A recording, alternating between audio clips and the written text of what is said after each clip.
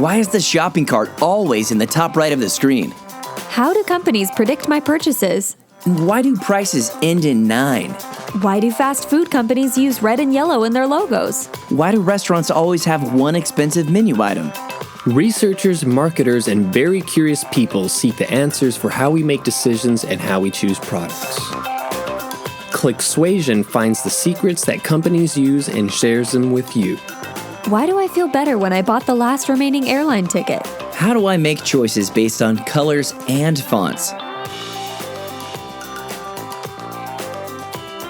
Welcome back to the Clicksuasion podcast. This is Michael Barbera, where we deliver you behavioral science news because someone once said behavioral science is a business without a shipping department. We are that shipping department. Today's episode will be hosted by Crystal Suetterlin. Crystal, take it away. Clicksuasion Labs is located at the home of golf, Pinehurst, North Carolina. It's August 2019, and the United States Amateur Championship is hosted at the Pinehurst Country Club and Resort. So we feel it's important to understand behavioral challenges that golfers face in competition. Human decision biases are often mitigated by sports psychologists to enhance athletic performance. Golf is a cognitively challenging sport because golfers have a smaller team dynamic to mitigate intuition and guesswork. Competing on a championship course can be cognitively taxing because there are many decision variables involved in the game, which include intuition and guesswork, challenging terrain features, and unique course features. However, behavioral science could be a golfer's teammate or adversary.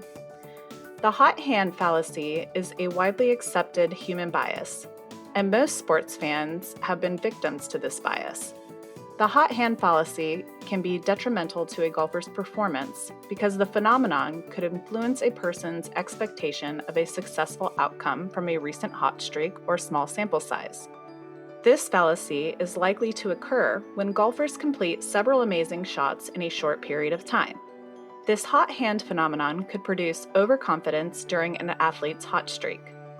We spoke with the mental performance coach of the Cleveland Indians, Cecilia Clark, and she compared the hot hand fallacy and athlete decision-making to junk food. Quote, "All confidence is not created equal. There are many ways to prepare for competition. I oftentimes hear athletes want to gain confidence by preparing for competition by doing what's easy for them. They can see themselves continually having success and feel more confident. However, when the competition gets tough, this confidence often fades quickly. I call this junk food confidence. It feels good to eat, it's fast and sugary, but you can't run on it for long." Unquote. Furthermore, Cecilia Clark believes there is healthy confidence. Quote, "Much like health food, it often takes longer to prepare. Sometimes doesn't taste as good, but it helps you run a lot longer through tougher situations. Healthy confidence is built through challenges. Training near a point of failure is where you have to see mistakes and gain confidence through overcoming these challenges. It doesn't always feel good to eat, as the junk stuff, but it gets you through tougher situations in competition." Unquote. Let's talk about Gary the golfer. Gary has been playing golf for the previous 10 years. Gary won a set of clubs at the last tournament he attended.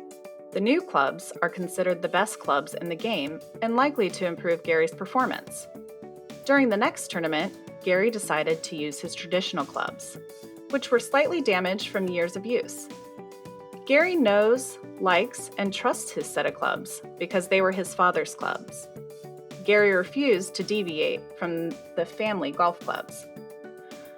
Reflecting on this scenario, Gary likely overvalued the family clubs because there is an emotional attachment. The endowment effect is an emotional bias of using an item because of familiarity and comfort. An athlete is likely to be biased with the endowment effect, even if the items are underperforming or inoperable. Behavior change is cognitively taxing and difficult to overcome. New Year's resolutions are an example of behavior change, and most resolutions are not completed. There are many methods of achieving behavior change. However, limiting the methods to 3 is likely to reduce choice overload. First, mindfulness, which is the awareness of cognitive biases to enhance the objectivity of decisions. Number 2, evidence-based training, which could consist of golf fundamental routines that are supported by data and analytics. Lastly, number 3, limiting choices, which is the reduction of available options to mitigate cognitive taxation and choice overload. Being mindful of the situation and the historical and environmental constructs could increase the objectivity of decisions. Furthermore, omitting emotional rationale or subjective thoughts could decrease the number of heuristics during the decision task. The application of mindfulness could be supported by data and analytics. The endowment effect and other irrational biases are likely to be reduced with historical data. Additionally, too many choices are likely to create an environment of cognitive taxation.